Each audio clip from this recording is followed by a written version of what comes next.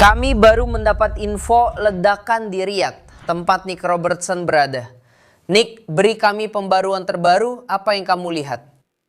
Ya Isa, penting untuk disebutkan bahwa ini adalah pertama kalinya para menteri luar negeri dari seluruh Teluk bertemu secara langsung. Mereka telah melakukan telekonferensi, tetapi sekarang mereka bertemu langsung di Riyadh. Malam ini istimewa, bukan hanya karena pertemuan, tapi juga karena mereka ada di gedung yang sama. Beberapa menit yang lalu, kami mendengar alarm berbunyi, memperingatkan tentang kemungkinan rudal yang datang, dan kemudian ledakan. Saat saya keluar lewat pintu, saya melihat benda besar jatuh ke tanah. Tidak jelas itu rudal atau hasil intersepsi. Perlu ditekankan, ini tidak biasa di Riyadh. Sejak perang dimulai, kami belum pernah melihat hal seperti ini. Drone memang pernah dicegat. Beberapa jam yang lalu, sirene kembali berbunyi. Kementerian Pertahanan menyatakan 4 rudal balistik dicegat di atas Riyadh. Puing jatuh di kota, namun tidak ada kerusakan struktural atau korban. Kami menyaksikan peluncuran rudal pencegat dari pusat kota dan bisa mendengar ledakan dari intersepsi atau rudal yang jatuh, tidak jelas. Sekali lagi, penting untuk ditekankan, ini adalah sesuatu yang luar biasa di Riyadh. Jadi, adanya serangan rudal balistik Iran di ibu kota, Riyadh. Tadi saya berbicara dengan Menteri Luar Negeri Turki saat beliau masuk. Di tengah hadirnya banyak menteri luar negeri lain. Ada begitu banyak menteri luar negeri di sini. Bagi kami, tampak tidak biasa bahwa Iran memilih target ini. Tepat saat pertemuan tatap muka tingkat tinggi pertama sejenis ini berlangsung, Isa. Mari kita bahas ketegangan Amerika Serikat, Israel, dan Iran beserta dampaknya di kawasan.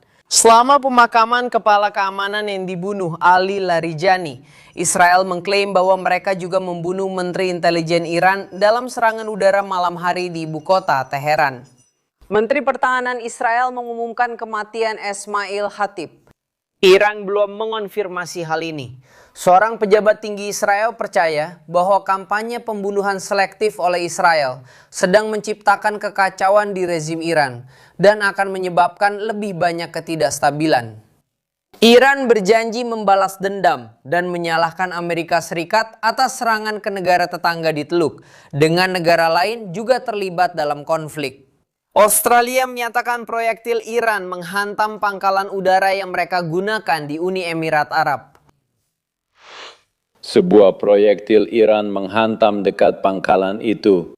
Saya ingin memastikan bahwa tidak ada anggota tim Australia yang terluka atau cedera dan semuanya benar-benar aman dan terlindungi saat ini. Tercatat ada kerusakan ringan pada satu blok asrama dan sebuah fasilitas medis akibat kebakaran kecil yang terjadi karena proyektil tersebut secara langsung menghantam jalan yang menuju ke pangkalan itu.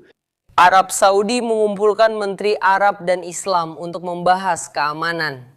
Nick Robertson berada di Riyadh, sementara Oren Lieberman menyampaikan reaksi dari Yerusalem. Saya ingin mulai dengan Anda, Nick. Masa kritis, karena wilayah ini terus diserang oleh apa yang mereka sebut serangan Iran yang tidak diprovokasi dan sembrono. Bahasa ini kini diakui dalam hukum internasional. Lalu, apa harapan kita dari pertemuan di Arab Saudi? Ya Bek, menurut saya penting bahwa pertemuan para menteri luar negeri ini dilakukan langsung.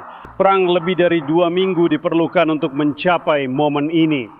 Sudah banyak konferensi video antara GCC dan pemimpin Arab atau regional lain, namun kini pertemuan langsung sangat relevan dan akan berdampak besar.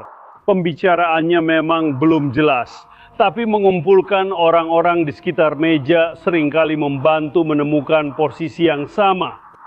Dan saya rasa itulah yang akan kita dengar, yaitu posisi bersama dan bersatu yang dipertahankan seperti yang sudah kita dengar dan mungkin akan semakin diperkuat.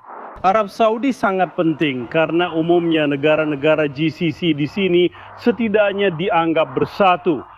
Dan kecuali Arab Saudi melubah posisinya dan menjadi yang pertama mengambil langkah eskalasi. Katakanlah begitu, negara lain kecil kemungkinan bertindak sendiri mengingat pentingnya negara itu.